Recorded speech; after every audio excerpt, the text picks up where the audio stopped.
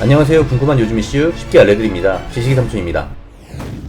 이불 속에서 까먹는 귤 맛을 잊지 못해 겨울을 기다리는 분들이 많습니다. 대표적인 겨울 간식으로 모든 세대에게 사랑을 받고 있는 과일, 바로 귤이죠. 국민 간식인 만큼 귤에 대한 속설도 많이 있는데요. 귤에 관한 모든 것 지금부터 알려드리겠습니다. 그냥 먹어도 맛있는 귤인데 더 맛있게 먹고 싶다고요? 인터넷을 검색하면 귤 맛있게 먹는 방법에 대한 이야기가 굉장히 많이 나옵니다. 개인이 작성한 블로그부터 대형 언론사들까지 저마다의 경험을 바탕으로 또는 그럴싸한 근거를 제시하며 귤 맛있게 먹는 방법에 대해 이야기하고 있는데요. 가장 많이 알려진 방법으로는 귤을 먹기 전에 손으로 주무르면 귤이 더 맛있어진다는 것입니다. 귤을 주무르거나 가볍게 던지는 방법으로 충격을 가하면 귤에서 에틸렌이라는 성분이 분비되는데 이 성분이 귤의 숙성을 유도해서 귤의 당도를 상승시킨다는 것입니다. 과연 사실일까요? 농촌진흥청 원예특작과학원 감귤연구소에서는 이러한 속설에 대해 근거가 없다고 설명했습니다. 연구소의 설명에 의하면 귤을 손으로 주물러 먹는다고 해도 실제로 주무르는 시간은 매우 짧기 때문에 특정 성분의 변화가 일어나기 어렵다는 것입니다. 그런데 말이죠, 아무리 생각해도 귤을 그냥 까서 먹었을 때보다 조금이라도 조물조물하고 먹었을 때 더 단맛이 느껴지는 것 같은 느낌적인 느낌이 있었는데 그건 단순히 플라시보 효과 같은 거였을까요? 아닙니다. 귤을 먹기 전에 귤을 조물조물 주무르면 단맛이 느껴지는 진짜 이유는 따로 있었습니다. 바로 온도 때문입니다.